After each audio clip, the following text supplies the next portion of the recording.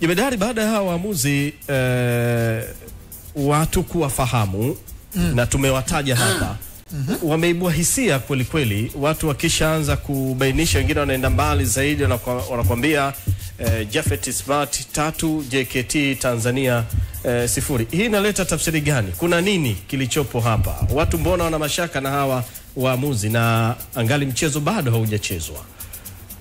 Hata sisi wenyewe tumepata mimi nimepokea simu nyingi, SMS, nafikiri na viongozi wenzangu the same, kwamba kama vile tunakwenda kuonewa and bla bla bla bla. Lakini sisi kama team hatuchukui kama kuna makosa yaliyofanyika kwa bahati mbaya au kwa makusudi yaliyopita kwenye mechi zilizopita kuyahamishia kwenye mechi ya leo. Sisi tunakwenda kwenye mechi ya leo tukiamini kwamba huku kwenye mitandao watu wote tupo. Japhet Smart, Glory Tesha, Suri Abdulaziz Ali, Elsa C na wenyewe wapo. Ndiko jamii kubwa ya Watanzania iko pia huko. Kwa hiyo wenyewe yanayozungumzwa na wenyewe wanayaona.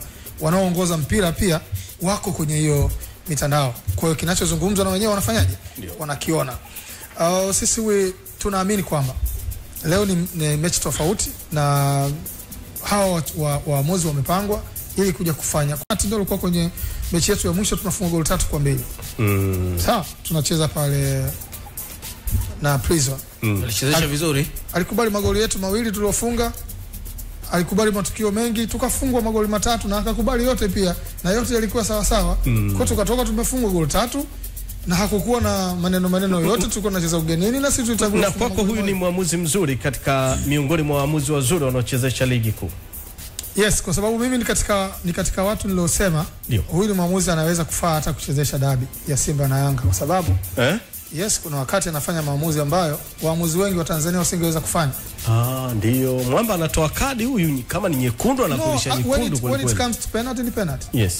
Hata kitaka kukupa 4 atakupa tu kwa sababu zimetokea. Na of course tumezungumzia mechi ya Namungo na Simba. Apart from tukio liloleta maswali mengi kwamba bana amepiga kupiga, the rest penalties were all good. Ni penalty za ukweli na wenyewe Namungo walikubali kwamba ilikuwa penalty za kweli. So takaja story ametoa, ana huo uthubutu wa kutoa. Alifanya uthubutu kama huo nafikiri Fountain Gate. Hivyo mkwenda pale na akatoa penalty. They were all good penalties. Ambao waamuzi wengi wasingeweza kufanya hivyo. Tuliona hapa waamuzi Kayoko alishindwa kutoa penalties incidents 4 kuipa Simba na ndio ilimweka nje muda mrefu. Game dhidi ya Yanga. Yes, dhidi ya Yanga. Sio? Ikamtoa kabisa, ikamweka nje muda mrefu. Sasa hivi karudi.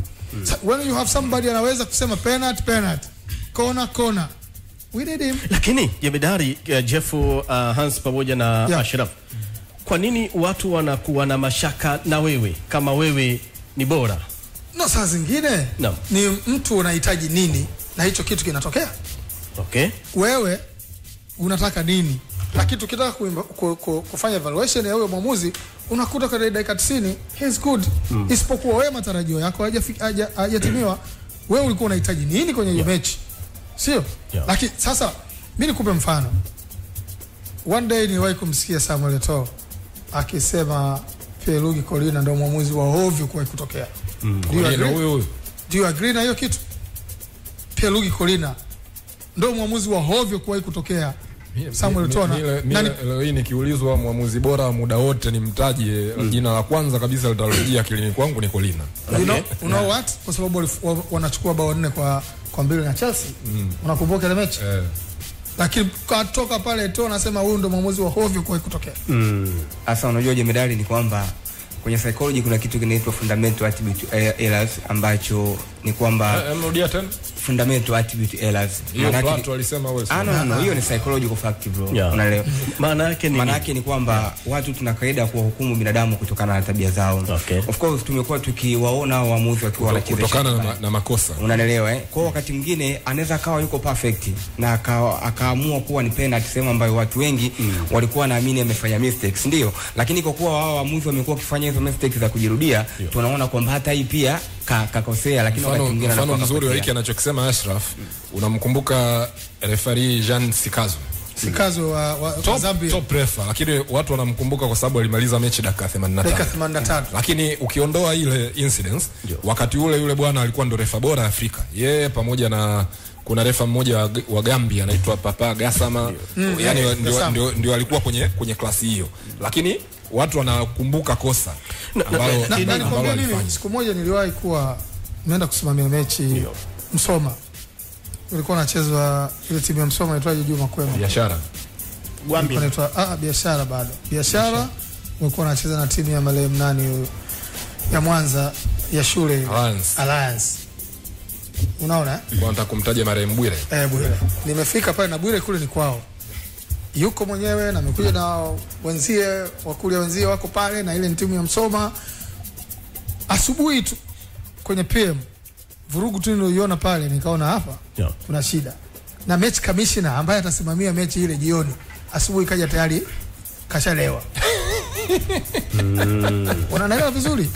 Mimi nimetumwa kwenda kusimamia mechi. Sasa hiyo kulewa alilewa toka jana usiku. Sijui, lakini asubuhi saa 4 yule jamaa yuko tayari. Namuuliza hivi bwana wewe ndio match commissioner mzee mmoja katoka Tabora kana kazi hapa ipo. Hiyo ni mwamuzi Ahmada Simba. Sawa? Jamaa alichezesha mechi.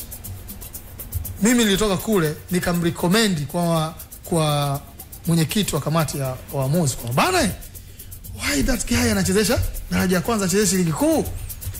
Akaniuliza wewe unamjua unamrecommend? Nikamwambia namjua, mwamuzi katoka Kagera anaitwa Ahmad Simba. Akaniambia akanitajia mtu, sasa bado yuko TFF siwezi kumtaja. Ukimtajia fulani huyo mtu mtapigana. Simply kuna mechi aliwahi kuharibu, lakini mimi niko pale nimeona jamaa anachezesha mechi kwa uhakika kabisa. Rules zote zinafuatwa. Nikasema bwana huyu kwa nini sisi tunapata tabu kwenye ligi kuu na kuna mwamuzi anacheza daraja kwanza anacheza to this standard. Crown Media. Hapa ni nyumbani.